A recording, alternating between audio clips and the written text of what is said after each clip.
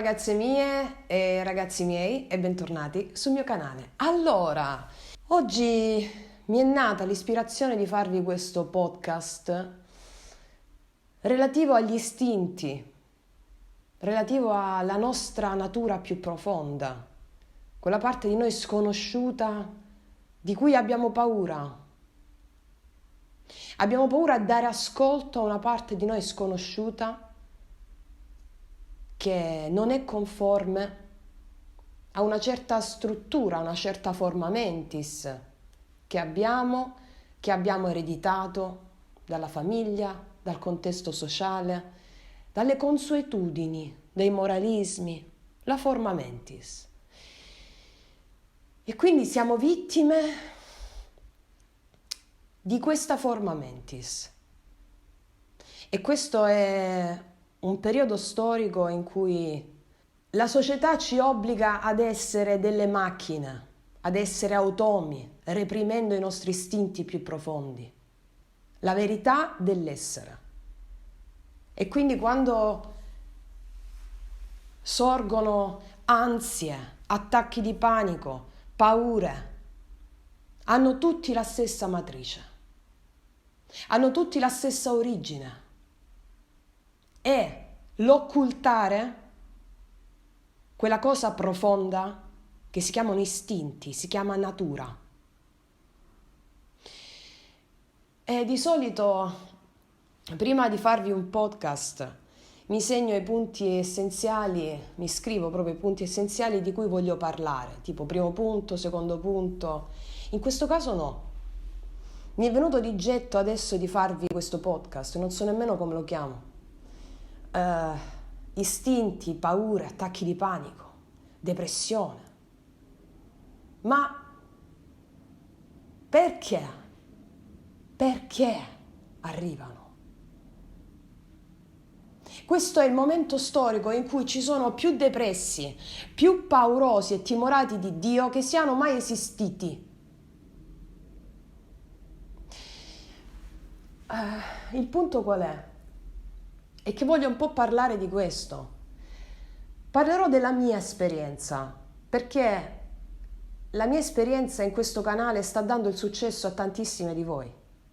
Successo nel riconoscere, nell'allargare la mente, nell'aprire le frontiere, nell'andare ad aprire quella porticina che abbiamo sempre avuto paura di aprire. È proprio come facevo io, come avevo io quella paura lì. Allora, quegli istinti che reprimiamo ci fanno proiettare all'esterno i drammi che ci fanno fare l'esperienza della repressione di quegli istinti. Infatti quello che chiamiamo drammi sono il prorompere degli istinti che ci stanno dicendo: guarda che quella cosa non va bene per te, guarda che quella persona non va bene per te, non ci piace più, ci piaceva prima, non ci piace più, guarda che questo lavoro non fa per te, non ci piace più. Gli istinti ti dicono basta, via, via, via. Ma siccome abbiamo quella forma mentis, quel modello mentale a cui ognuno di noi cerca di aderire nel modo più perfetto possibile, a discapito di cosa? A discapito della verità istintuale. E quindi continuiamo ad essere recidivi, vivendo e proiettando continuamente difficoltà assurde, lotte, battaglie, attacchi di panico. Ecco, l'attacco di panico. Che cos'è il panico? Il panico è la vera natura, è la verità che vuole uscire e che il tuo modello mentale non vuole farti uscire. Nelle paure e negli attacchi di panico sono nascosti gli istinti che vogliono emergere ed è molto più semplice di quello che si pensa. Prendiamo in esame la natura. La natura è proprio la manifestazione della verità, degli istinti naturali. proprio di ogni essere che vive sulla natura. Animali, piante, alberi, va bene? Chiediamoci, fa fatica un fiore a fiorire? Chiediamoci proprio questa cosa. Il fiore fa fatica a fiorire? No. E perché devono far fatica gli istinti a manifestarsi in te? Gli istinti devono manifestarsi. Senza istinti non possiamo vivere, proprio come una rosa. E questa società moderna ci ha educastrato a schiacciare i nostri istinti e la vera natura. Ecco perché viviamo in una massa di persone timorate di Dio, timorate di Dio. E attenzione, non dobbiamo assolutamente vedere gli istinti inferiori allo spirito. Attenzione, gli istinti sono la voce dello spirito, del sacro, di ciò che c'è di più prezioso in noi, ciò che ci rende uniche e ci contraddistingue le une dalle altre, gli uni dagli altri. Sono gli istinti. Ognuno di noi è una pianta unica e irripetibile, che se non fa venire fuori quell'essenza, l'istinto, non si può manifestare rimanendo omologata, l'omologazione. Quindi a discapito dell'educastrazione che ci hanno dato per omologarci, tutti uguali, come macchine, come automi, manipolabili. Non siamo uguali, non siamo proprio tutti uguali.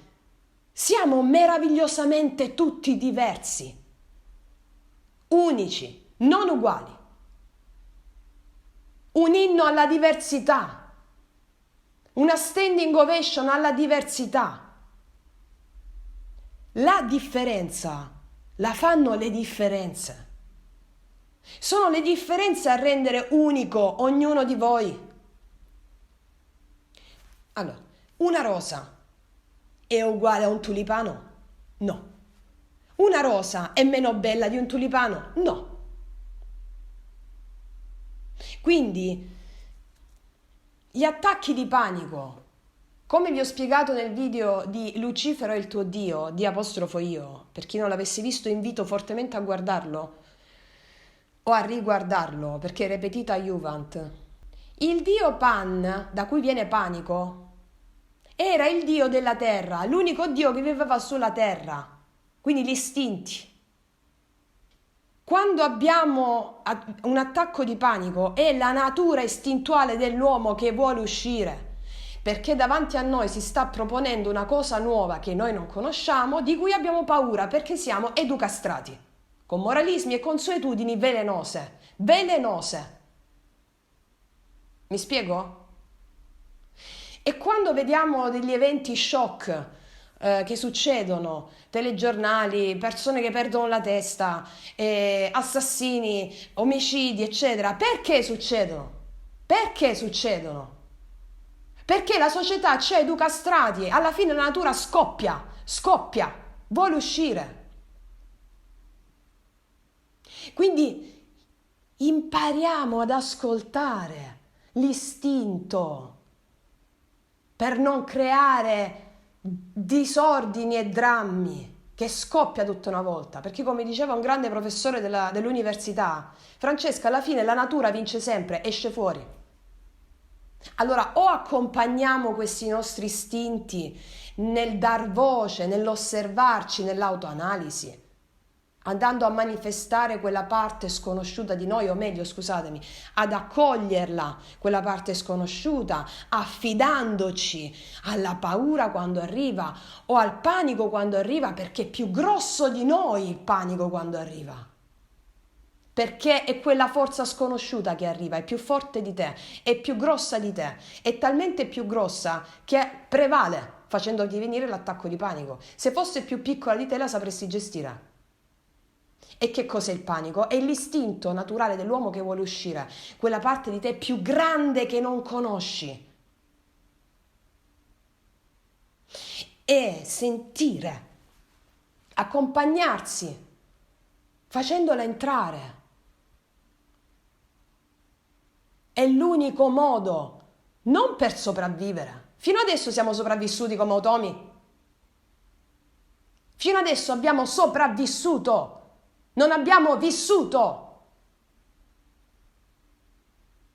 Facendo questo che vi sto dicendo adesso, come tutto quello che vi dico, iniziate a vivere del vostro splendore, della vostra magnificenza di essere umano che contempla quelle cose enormi di cui il panico ti vuole ricordare chi sei. Quindi il panico arriva perché stiamo schiacciando qualche istinto, qualche cosa che a noi ci piace fare, vorremmo fare, o vorremmo liberarci da qualcosa, ma la nostra forma mentis non vuole. Chiamiamola pure ego, ma non è ego. Per intenderci diciamo ego, è una forma mentis. Allora iniziamo, siccome il verbo crea, in principio fu il verbo, poi il verbo si fece carne, ciò vuol dire dal momento in cui tu pronunci qualcosa, poi diventa carne, cioè si manifesta nella 3D, va bene? Ok. Quindi iniziamo col potere del verbo che apre la strada. Io amo e benedico i miei istinti nella grazia e in modo perfetto. Io seguo sempre i miei istinti più profondi nella grazia e in modo perfetto. Io mi affido sempre alla bellezza di qualcosa di sconosciuto. Io mi amo e mi onoro totalmente. Iniziate così, se non sapete esattamente cosa state reprimendo dentro voi stesse o voi stessi. E vedrete che vi arriveranno le intuizioni perfette.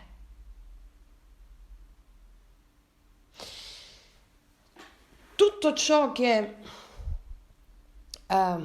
ricordiamo che la mente quando inizia a immaginare si producono all'interno del corpo delle sostanze che manifestano il benessere, va bene? Senza entrare nel merito di che tipo di sostanze sono, che manifestano il benessere.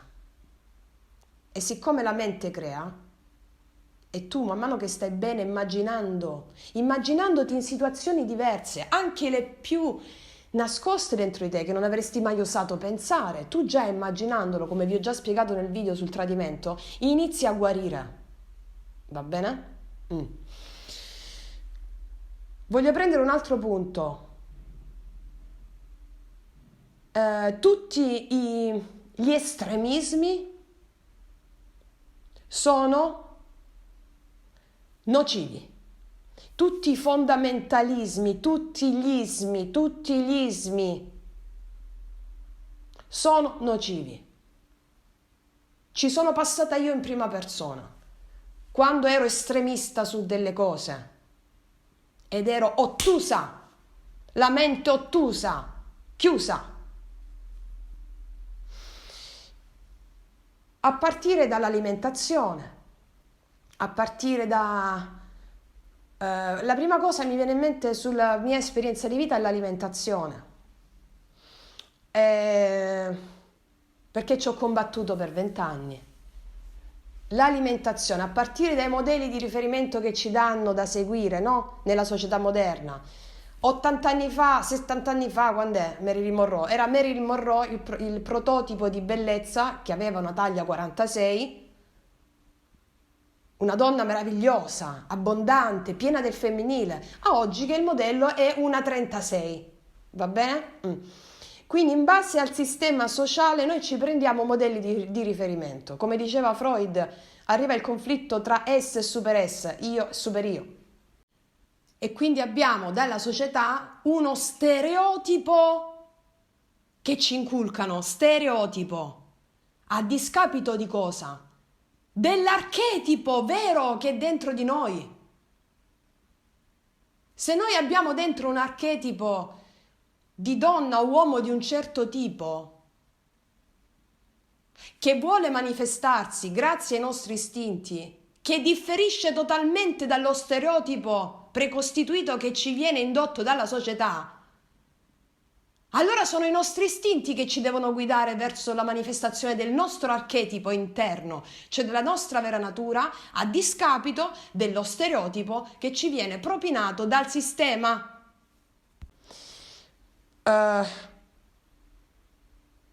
Se noi ci siamo incarnati in questo momento storico con le sfide adesso connesse, significa che possiamo perfettamente superarle perché abbiamo gli strumenti, altrimenti non ci saremmo incarnati in questo periodo storico, perché tutto ciò che ci arriva è supportabile e superabile a chi lo riceve.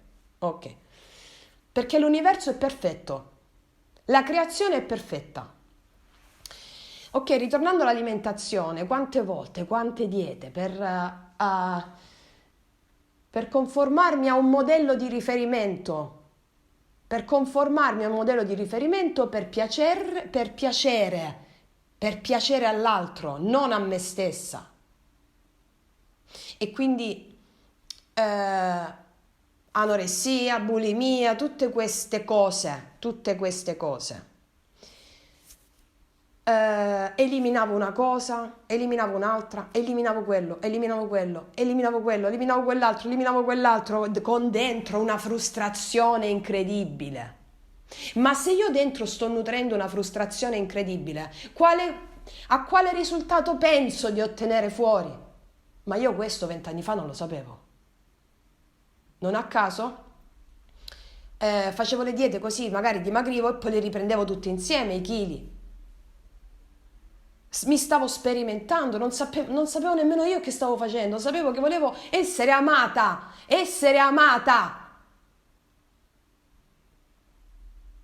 Tutto il percorso poi mi ha portato a capire che l'amore che volevo da fuori me lo dovevo dare io a me stessa. Ma se io mi stavo privando di tutto, anche a livello alimentare, che amore pensavo di dare a me stessa? La privazione. Mea culpa, mia santissima colpa. Nasciamo con una colpa, perché a livello anche di verbo, anche le nostre preghiere stesse cattoliche, mea culpa. Ma mia colpa di cosa? Un neonato di che cosa deve avere colpa? La strumentalizzazione del verbo. Perché dall'alto hanno sempre saputo che potere ha il verbo e che potere ha l'uomo di creazione, una volta che viene suggestionato da determinati concetti. La strumentalizzazione delle parole del Cristo. Il Cristo è sceso in Gesù per liberarci da queste vicissitudini tossiche di privazione. Il Cristo ci ha detto: io sono la via, la verità, la vita. L'io sono la via, la verità, la vita. Ci rendiamo conto della strumentalizzazione, no? E quello che ci ha insegnato Gesù Cristo è di avere lo stesso suo potere di manifestazione di miracoli. I miracoli che faceva Gesù Cristo e da uomo, essendo uomo, lui ti diceva in tutte le sue parabole che li puoi fare pure tu.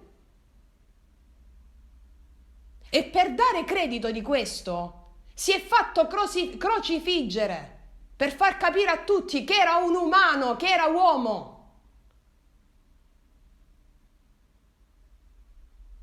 Si è fatto crocifiggere per farci capire che ogni uomo, che ogni mortale può fare i miracoli che faceva lui. Per far capire a tutti che era un essere umano. E quindi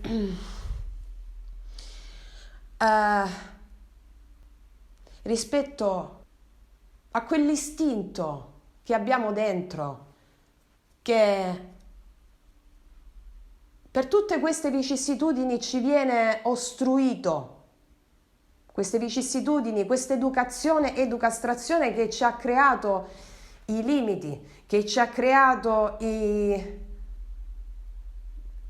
come si dice? Le tossine psichiche. che vanno proprio a ostruire la verità dell'anima. Allora, un altro aspetto appunto di cui volevo parlarvi, appunto sulla mia esperienza, quando la mia vita ho dato voce ai miei talenti nel tempo, no? Ogni tanto davo voce, poi li reprimevo, non era giusto, perché mi dicevano che fare l'artista non mi avrebbe portato da nessuna parte. Le ostruzioni da parte dell'educazione ricevuta dalla famiglia, dal sistema. Quindi io cantavo, suonavo, quindi ogni tanto cantavo, facevo concerti, poi di nuovo no, penso invece alle cose più serie, le cose più serie, secondo il modello sociale, le cose più serie. E quindi mi sono portata per tanti anni un bel problema di tiroide, oltre a tutti gli altri. Tiroide corrispondente al quinto chakra. Avevo la tiroidite di Hashimoto. Che cos'è il quinto chakra? La libera espressione di se stessi. Libera espressione di dire e fare ciò che si è. La parola, quinto chakra, il parlare, l'essere, libera espressione di chi si è, attraverso la parola, attraverso i propri talenti. E allora, un bel problema di tiroide mi evidenzia il problema. Qual era il problema? Non accettavo il mio talento, perché? Educastrata.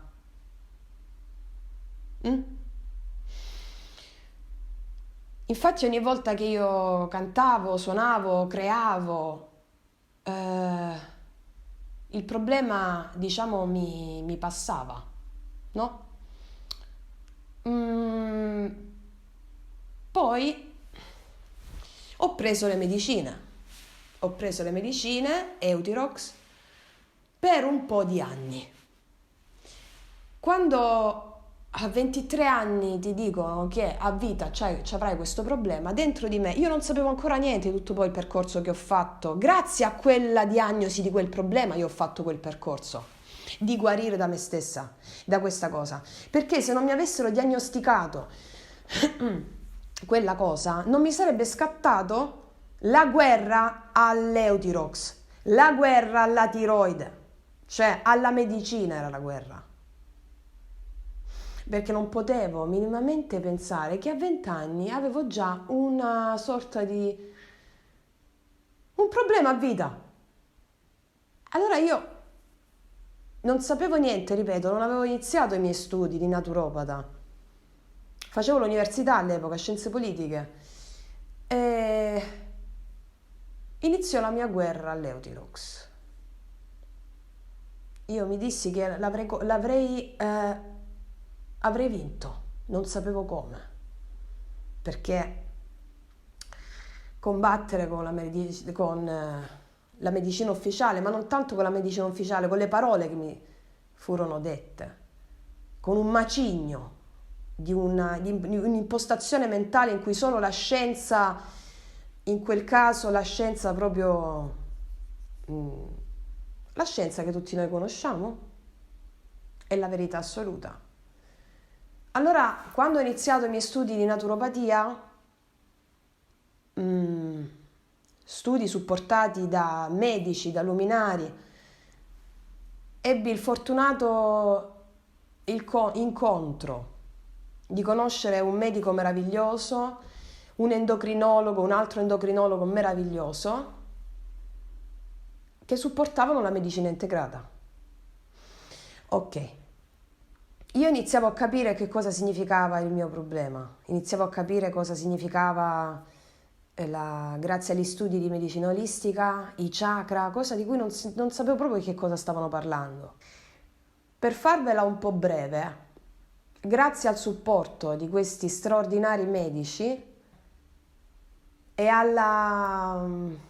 in quel momento, in quel periodo mi arrivò l'alimentazione del gruppo sanguigno del dottor Piero Mozzi. Io eliminai l'Eutirox, non presi più la medicina. con una paura fottuta, scusatemi il termine, di poter incombere di nuovo nell'aumento di peso, nella stanchezza, ti svegli stanca e hai sempre voglia di dormire. Per ore, ore, ore, ore, ore tu vuoi sempre dormire. Con una paura tremenda io eliminai l'Euthyrox. Ripeto, con il supporto di medici. Non l'ho fatto da sola, va bene? Che mi hanno accompagnato nel sostegno di un'attività fisica regolare, alimentazione del gruppo sanguigno, e io sono adesso quasi 10 anni che non prendo più l'Euthyrox e i miei valori sono perfetti. Che cosa ho fatto? Ho manifestato i miei talenti, mi sono realizzata quindi a livello lavorativo con i miei talenti, cosa meravigliosa. Non ero più attaccata al modello di riferimento attuale di bellezza di questo momento storico, perché i miei talenti mi nutrivano e quindi ero integrata nell'anima. Ci sarebbe tanto altro da dire, adesso sto dicendo proprio quello che mi sta venendo dalla pancia, va bene? Prima di arrivare all'alimentazione del gruppo sanguigno io ero con quegli estremismi totali, avevo eliminato tutto, avevo eliminato carne, avevo eliminato pesce, avevo eliminato uova, avevo eliminato latte, avevo eliminato glutine, cioè tutto, cioè vivevo veramente di foglie, frutta, foglie. Bene. Ero ingrassata più di prima, non riuscivo a capire com'è che mangiando frutta, centrifugati, frutta, cioè verdure, a parte avevo una frustrazione dentro micidiale. E ero ingrassata.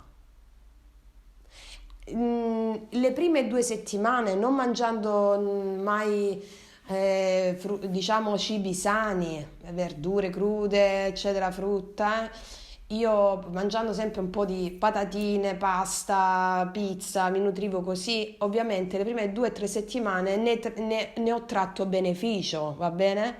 In questa disintossicazione. Dopo sono cominciata a ingrassare, ma non solo ingrassare non mangiando niente, fondamentalmente, ingrassare, scusatemi, non solo ingrassare, ma anche non avere più forza nel corpo, non avere forza nel corpo. Questo prima di arrivare all'alimentazione del gruppo sanguigno, quando stavo facendo esperimenti per riuscire a stare bene. Non avevo forze, i capelli si spezzavano, le unghie si spezzavano, ero bianca, pallida, cioè, era veramente una situazione di sopravvivenza. Quindi immaginate anche il dolore dentro, una frustrazione assurda. Questo dopo le prime 2 o 3 settimane però, perché all'inizio mi sentivo benissimo, ovviamente integrando centrifugati, verdure, io che non ne mangiavo mai.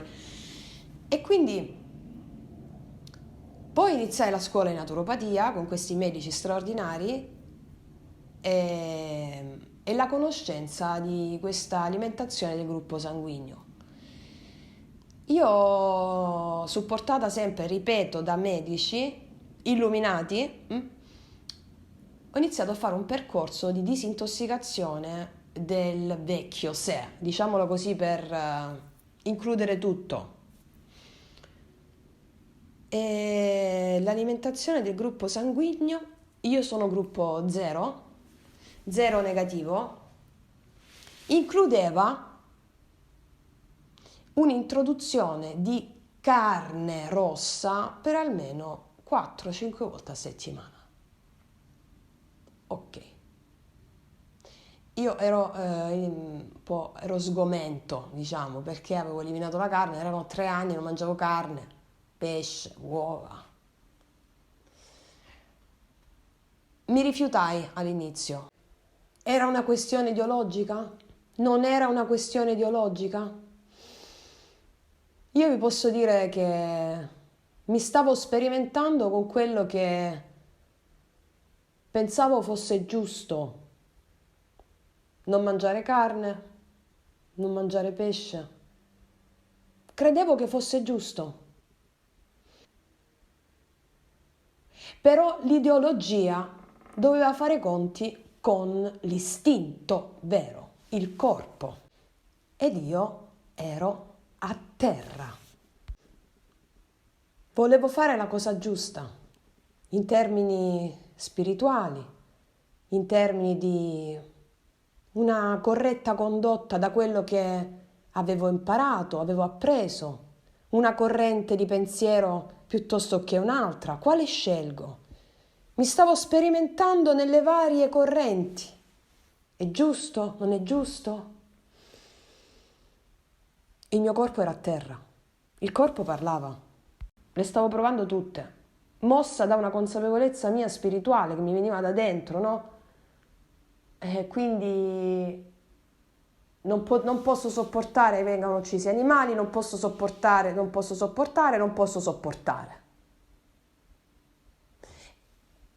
Ma il mio corpo mi diceva tutt'altro però.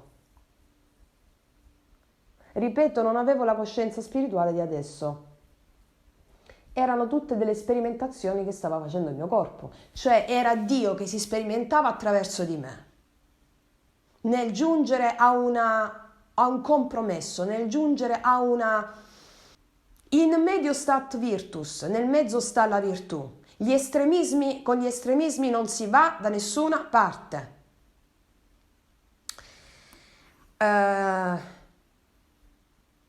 Quindi all'inizio io mi rifiutai di mangiare carne, in tutti i tipi.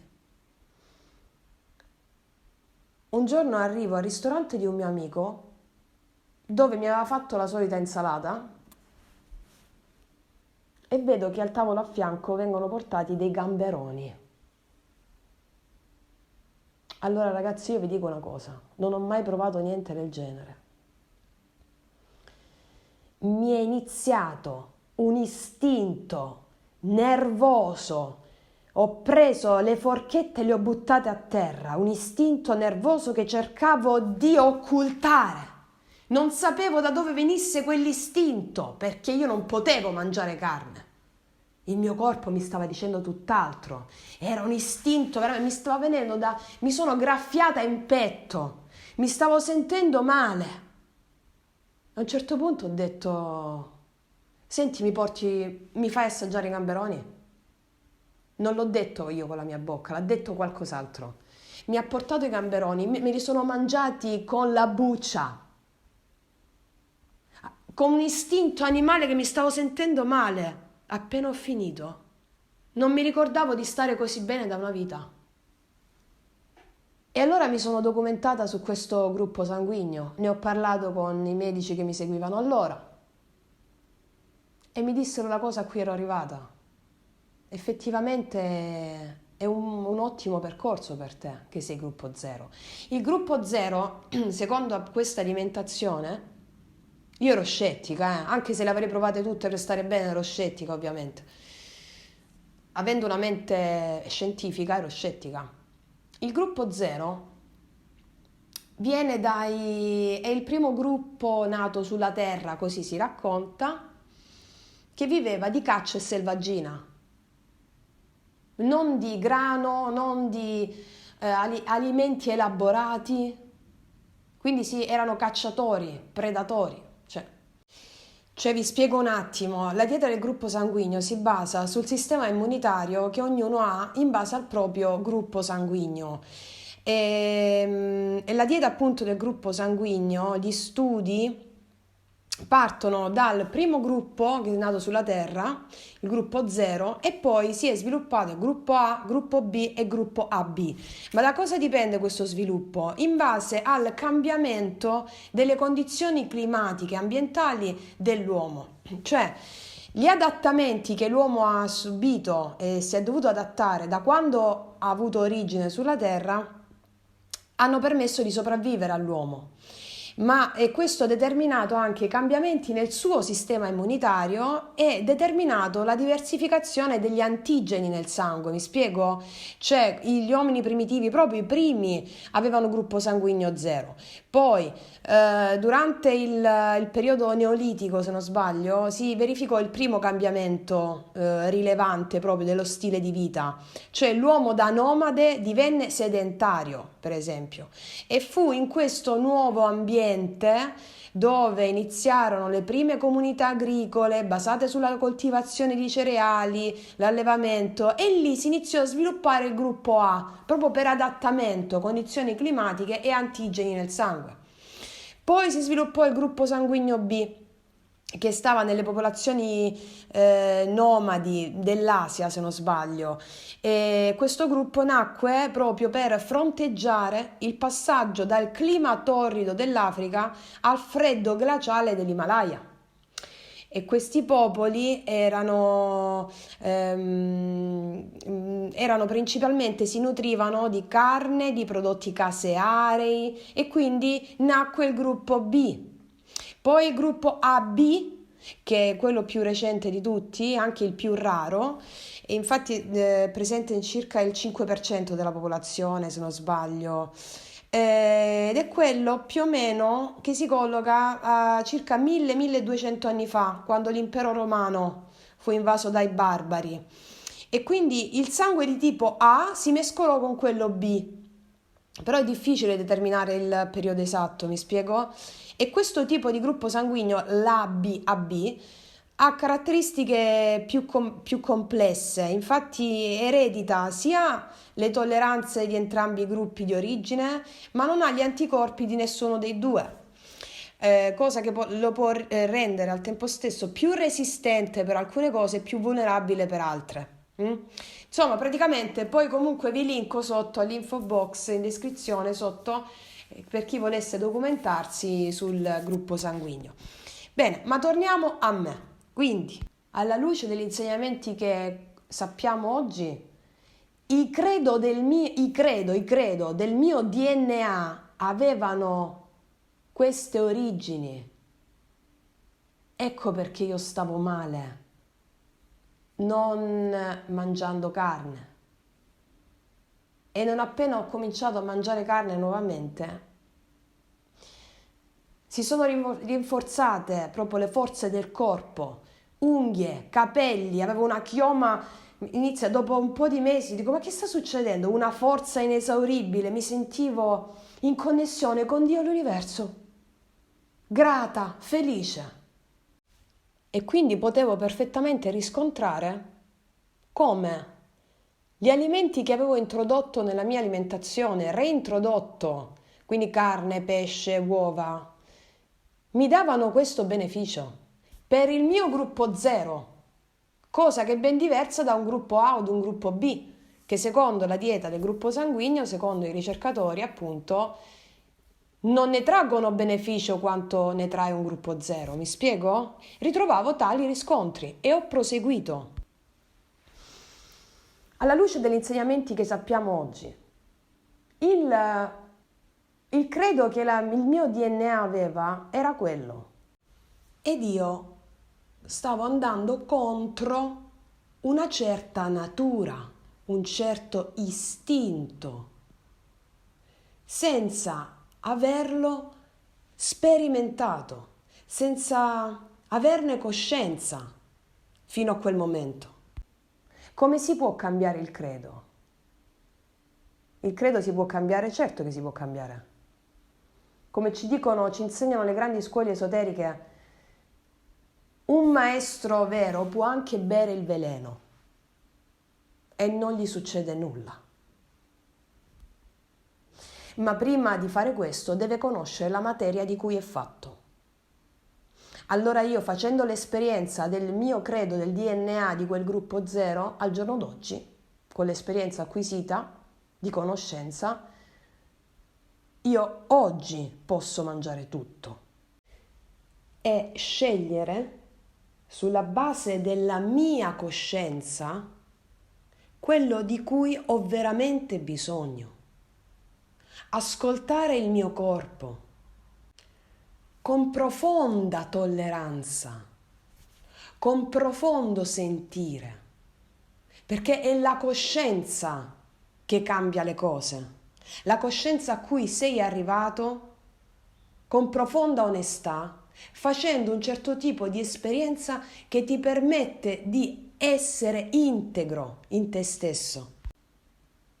Cioè non mi privo di niente. Ho fatto l'esperienza di una limitazione denigrando i miei profondi istinti, senza conoscerne la causa di tali istinti, l'origine di tali istinti. E quindi li denigravo a prescindere.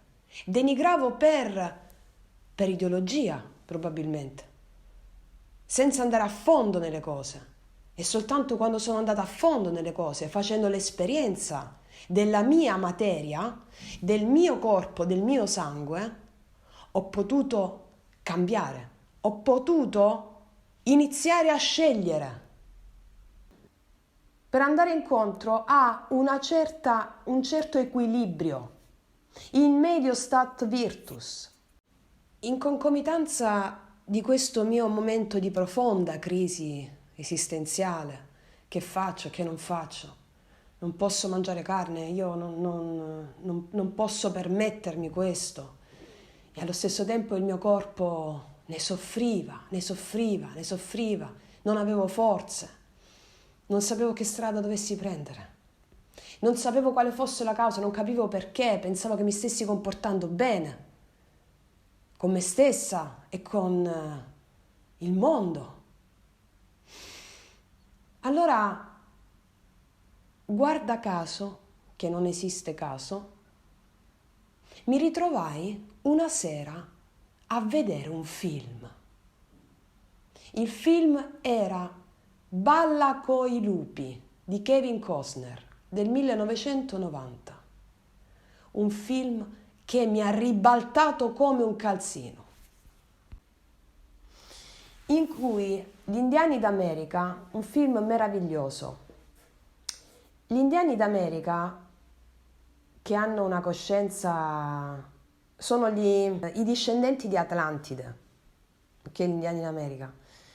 Gli indiani d'America che hanno una coscienza così elevata, in contatto diretto con lo spirito, quando decidevano e sceglievano di uccidere un bisonte per nutrirsi, era un momento sacro in cui venivano fatti tutta una serie di rituali per connettersi con l'anima del bisonte e ringraziarlo del cibo che gli stava dando. Così come le pelli per coprirsi. La caccia era un momento sacro in cui non si cacciava mai oltre il bisogno. Ne fui sconvolta. Mi arrivò talmente dentro che ne fui sconvolta. Allora, cosa voglio dirvi con questo? Rendete sacro il vostro cibo. Tutti gli estremismi portano a conseguenze disastrose dentro di noi. La coscienza di chi opera le cose, la nostra coscienza cambia tutto. Ognuno di noi è diverso. Ognuno di noi ha un sangue diverso, un gruppo sanguigno diverso, come una coscienza differente. E allora qual è il comune denominatore? La profonda umiltà verso se stessi e verso i propri istinti, conoscersi nella profondità, senza denigrare a priori una cosa piuttosto che un'altra. Profonda umiltà, senza denigrare per ideologia, per sentito dire, perché è giusto così, ma fare l'esperienza di se stessi, conoscere veramente i propri istinti. Solo in quel momento tu puoi cambiare dopo aver fatto l'esperienza. Solo in quel momento tu puoi iniziare veramente a scegliere. Oggi stiamo parlando di istinti repressi, che portano a compiere disastri. E allora la privazione a cui ci hanno indottrinato, in senso proprio generale, occultando i nostri istinti, per paura che la vera natura venga fuori. Ecco, questo ha determinato fino ad oggi i timorati di Dio, i timorati delle proprie vicissitudini. Chi era più in contatto degli indiani d'America con il proprio spirito? Cioè, quale esempio più grande mi doveva arrivare per farmi dire: Francesco, stai sbagliando qualche cosa, devi rivedere qualche cosa. Non è che sei troppo estremista in qualche cosa, non è che una forma mentis sta bloccando la verità. Allora, pian piano mi dovevo arrendere a un'evidenza dei fatti che non sussisteva con l'ideologia che stavo portando avanti. Il mio corpo era a terra e mi sono dovuta mettere in discussione forte. E allora questo mio, perché all'epoca per me era piegarmi davanti a una verità, per me, per il mio corpo, era la verità. E allora, pian piano quella cosa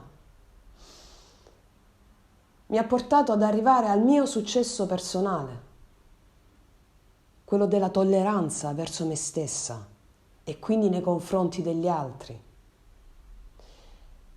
E come ho scelto di fare in questo canale, io vi trasmetto la verità che mi ha reso libera, in armonia e in pace con me stessa e con il mondo intero. Ed oggi io rendo sacro ogni cosa che faccio, ogni cibo di cui mi nutro. Rendere sacri i propri istinti porta alla manifestazione della propria divinità. Ecco, la differenza la fa chi opera con una certa coscienza. Quello che vediamo oggi, la massificazione, allevamenti intensivi, qualcosa che dà i brividi, osceno, oserei dire. Allo stesso tempo io sento fermamente che la coscienza dell'uomo che cambia anche le sue opere esterne. Gli indiani d'America cacciavano per reale necessità, non per sfruttamento. E allora ho compreso che è l'equilibrio, la differenza a cui bisogna tendere. Osservare gli eventi esterni per migliorare noi stessi, perché il cambiamento interno porta al cambiamento esterno con l'esempio. Affinché queste sciagure possano avere fine con rispetto ed equilibrio. E quindi è la coscienza dell'uomo che fa la differenza. E viviamo in una società egoica, in cui le differenze prima erano poche, adesso sempre più persone si risvegliano all'equilibrio e vanno verso quell'equilibrio che anche la Terra sta chiedendo. In un mondo dove tutto è in equilibrio, tutti i regni siano in equilibrio. E io credo fermamente che l'uomo arriverà a nutrirsi della luce, a nutrirsi di luce solare, molto in là con gli anni, Adesso non è proprio concepibile ancora, perché bisogna fare un certo tipo di esperienza nella dualità. Come ci insegna Rudolf Steiner nei suoi manuali di antroposofia, l'uomo arriverà a questo, senza prima però aver fatto un processo nella dualità, nel suo DNA. Il suo DNA ha determinati codici. Gruppo 0 piuttosto che A, B, AB. Ecco, la conclusione a cui sono giunta è proprio questa. L'equilibrio a cui l'uomo andrà incontro è proprio questo. Aver fatto l'esperienza nella dualità, con i codici, con i credo del proprio DNA, con tutto ciò che ne consegue, quindi il dominio, tutto ciò che c'è scritto nel nostro sangue dagli albori dell'umanità, quindi sfruttamento in tutte le forme, l'ego portato all'estremo, mancanza di rispetto, sfruttamento di nostra madre terra e dei suoi abitanti, con tutto quello che ne consegue.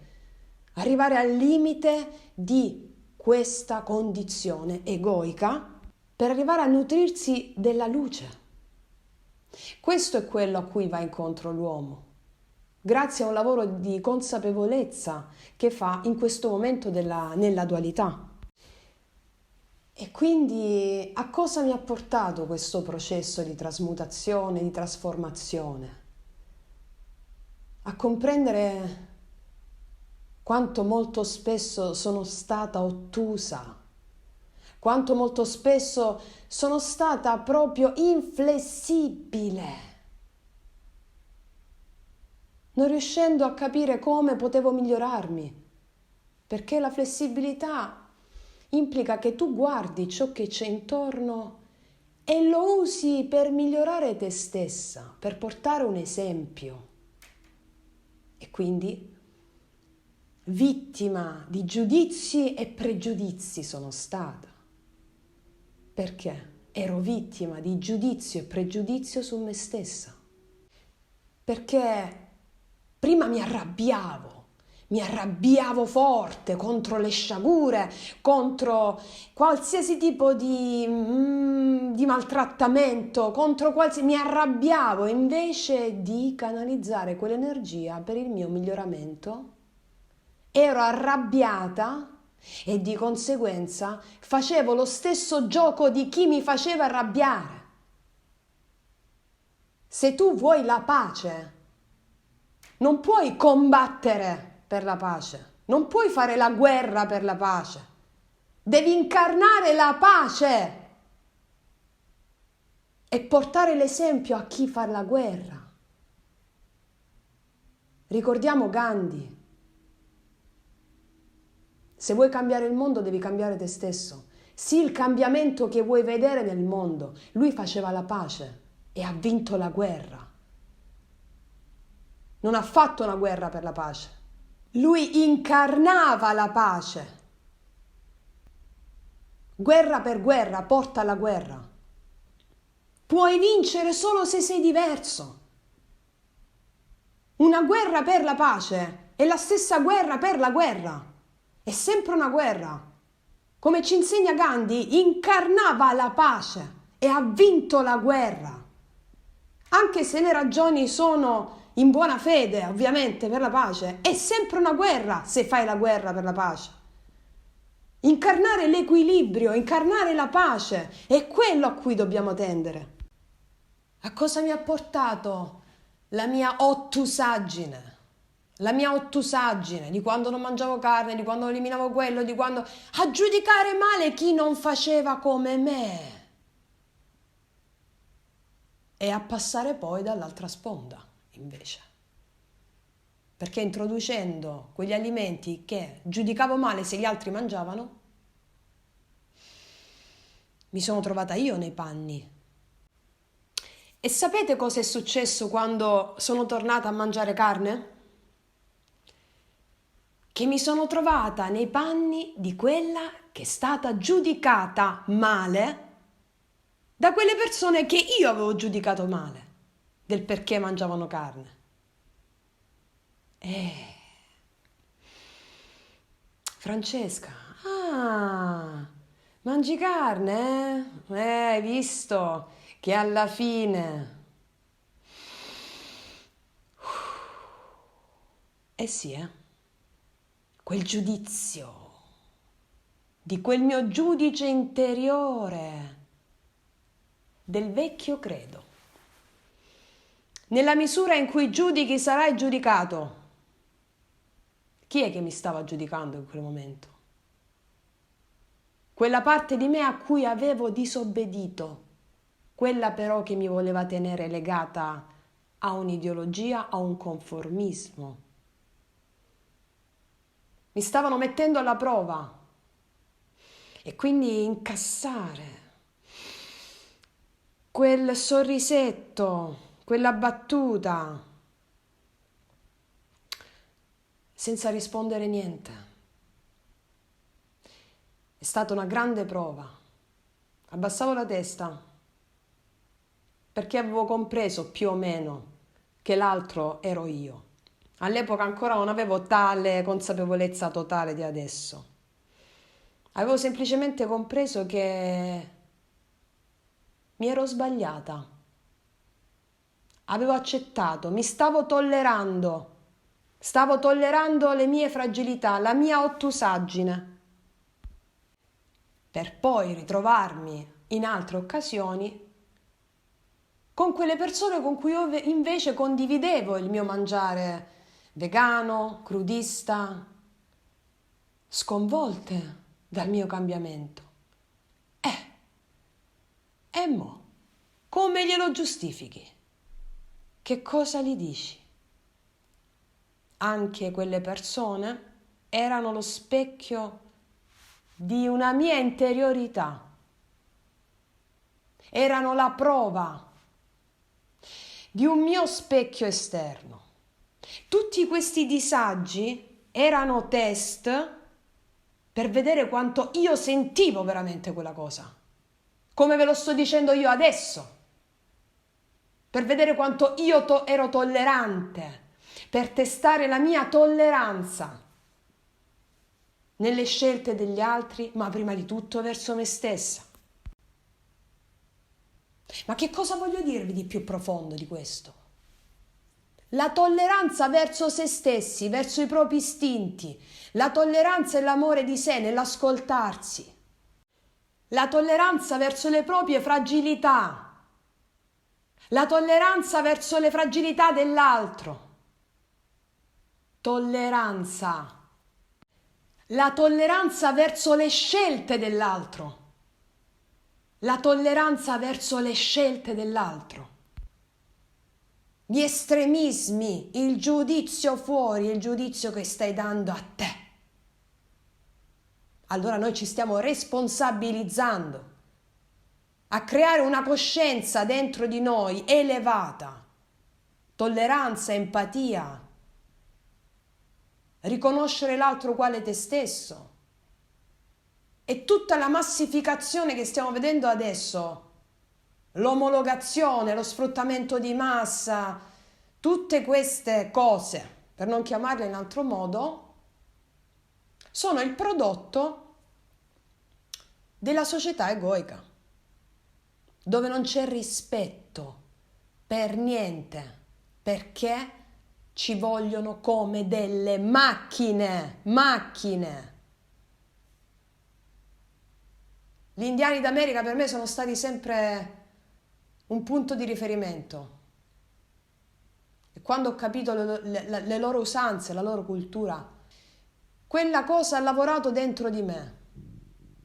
Nell'abbattere la mia ostruzione mentale.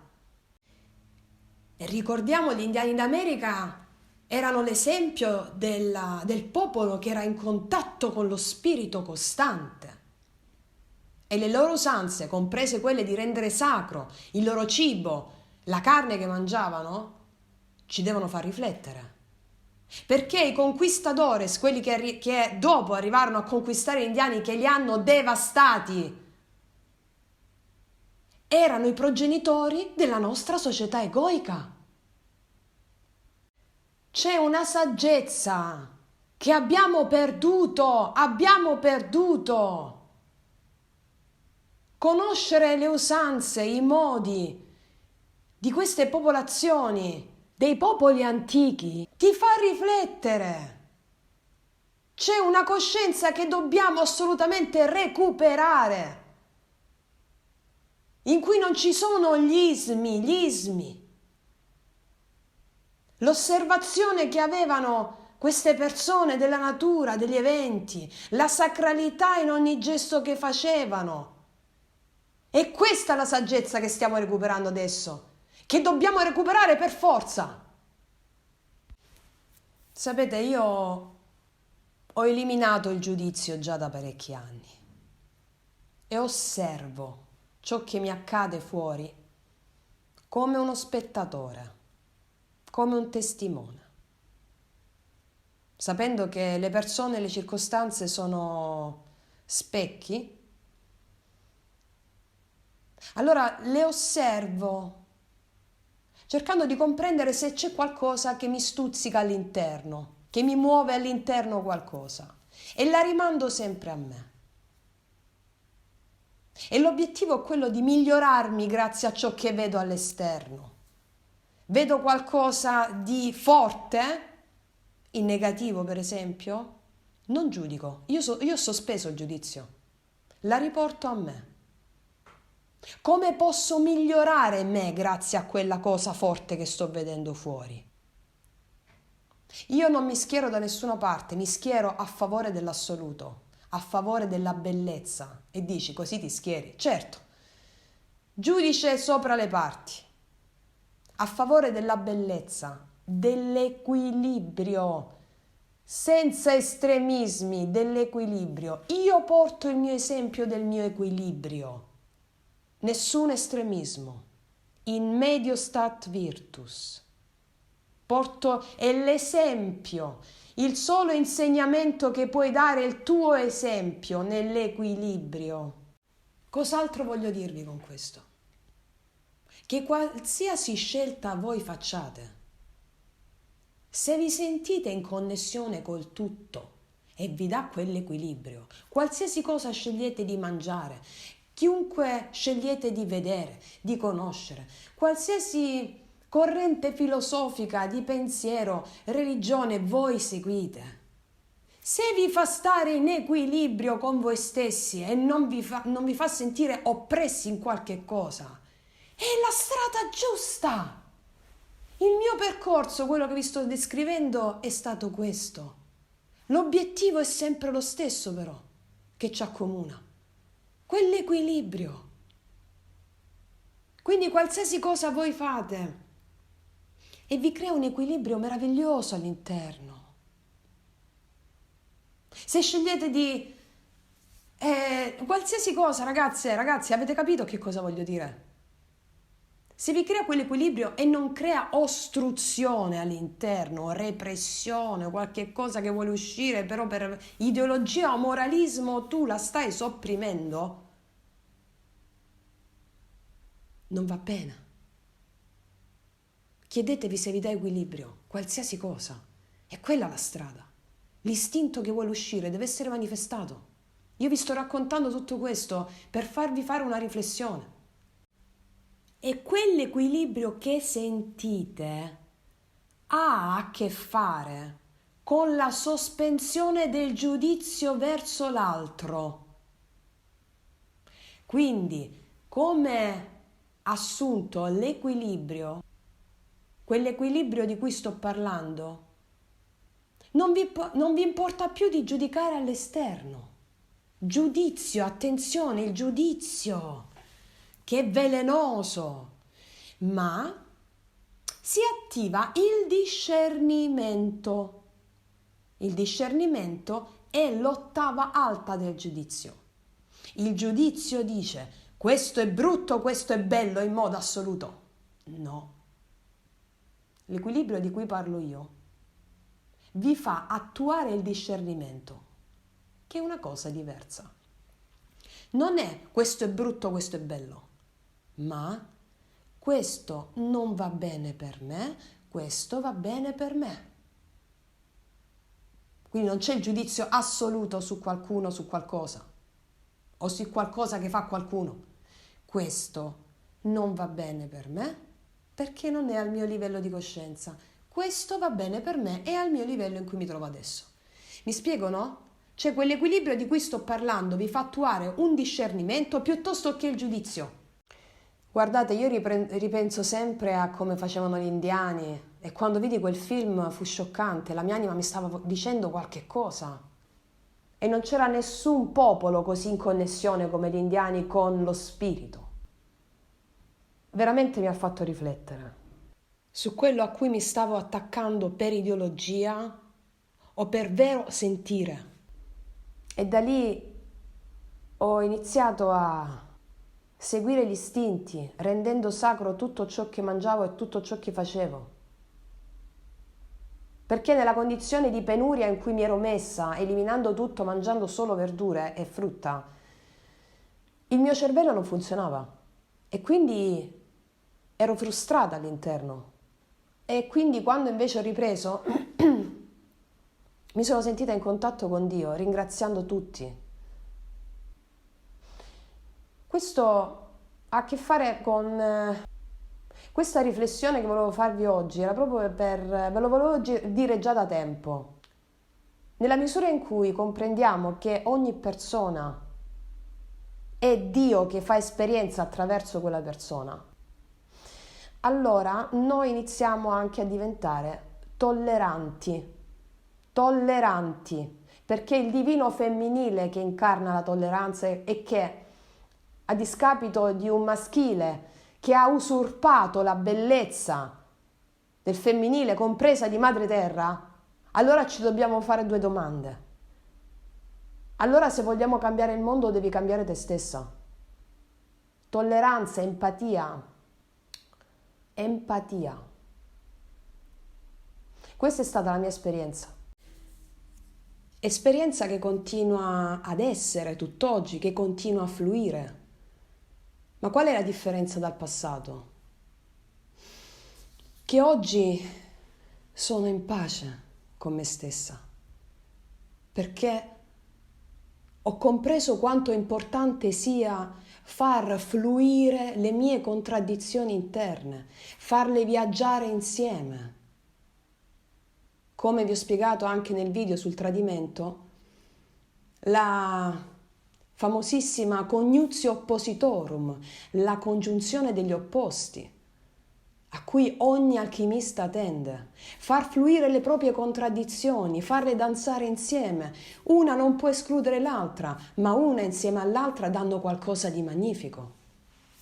Danno tolleranza, danno integrità, danno interezza e fanno sì che si manifesti l'esempio esterno.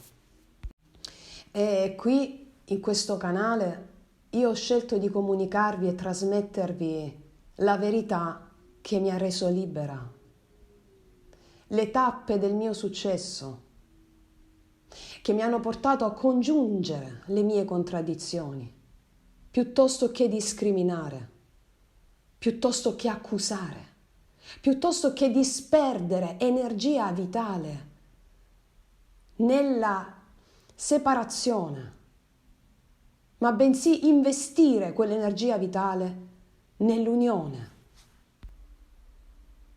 Perché una coscienza illuminata, che significa l'integrazione delle proprie contraddizioni, porta a manifestare fuori una realtà di equilibrio e di tolleranza e supportare il cambiamento anche degli altri. Io sono una disobbediente nei confronti di una morale corrotta, nei confronti di tutto ciò che ostruisce il vero essere. Ne vado fiera. Allora, quando voi direte a voi stessi, a voi stessi, io sono fiera di me, mi sento fiera, io mi onoro, come non ci hanno insegnato in questa società egoica. Ti hanno insegnato a mettere l'altro sul piedistallo, l'altro, generando in te una frustrazione mai vista, la falsa umiltà.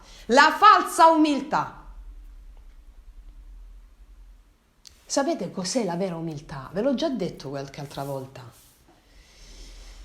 La vera umiltà significa sentirsi un re, sentire la propria regalità interiore, che non ha bisogno di combattere fuori. Quando tu ti senti un re dentro, non hai bisogno di combattere fuori, di dissentire qualcuno, di dire la tua per forza a tutti i costi, ma comprendi che l'altro fuori da te è una scintilla di Dio che fa esperienza di se stesso. Lo benedice e lo battezzi. Gandhi lavava i piatti a tutta la sua comunità. Gandhi era consapevole di essere un re. Serviva l'altro perché stava servendo Dio, grazie all'altro che serviva. Allora quando vi sentite nella vostra regalità, allora il servizio che farete all'altro è la vera umiltà. E non nella società egoica ci hanno insegnato ad avvalorare l'altro, a mettere sul piedistallo l'altro, facendoti sentire a te uno schifo. Mettetevi su quel caspita di piedistallo e sarete umili veramente. E adesso vi dico una cosa. La sicurezza che nasce dalla comprensione della nostra forza si chiama umiltà. Quando ci sentiamo per quello che veramente siamo, ossia immortali, abbiamo realizzato il massimo della nostra forza. Diventi umile quando non hai più bisogno di mostrare il tuo valore né a te stesso né agli altri. Ma prima di arrivare a questo, dovete dare voce ai vostri istinti, iniziare a tollerarvi, iniziare ad apprezzarvi. Il maestro di arti marziali si rifiuta di combattere quando sa di essere imbattibile. Ragazze e ragazzi, per oggi questo è quanto. Questo è quanto. È la conoscenza che rende l'uomo libero e ci aggiungerei anche autentico. E mi viene in mente, sapete, l'immagine di un bambino neonato. L'immagine di un bambino neonato. Un bambino neonato è amato incondizionatamente da tutti. Fateci caso, un neonato. Ti viene proprio la voglia di stare là vicino. Un bambino neonato è l'incarnazione degli istinti, la manifestazione autentica degli istinti, l'esempio di come manifestare gli istinti significa essere amati incondizionatamente. Manifestare la vera natura significa essere amati incondizionatamente. Fateci caso. Un bambino neonato, sia che ti fa pipì in faccia, sia che ti fa la cacca, sia che ti fa il rigurgito, sia che ti tira i capelli, qualsiasi cosa, tu lo ami. Qualsiasi bambino neonato è l'incarnazione della manifestazione della vera autenticità, degli istinti. Non a caso Eros, il dio dell'amore dei greci, come vi ho spiegato nel video sul tradimento, è un bambino. È un bambino. Amore è un bambino. Eros, amore, è un bambino che ci spinge ad esplorare delle zone di noi sconosciute dove ci sono gli istinti. Quindi, ragazze mie e ragazzi, detto questo, per oggi è tutto.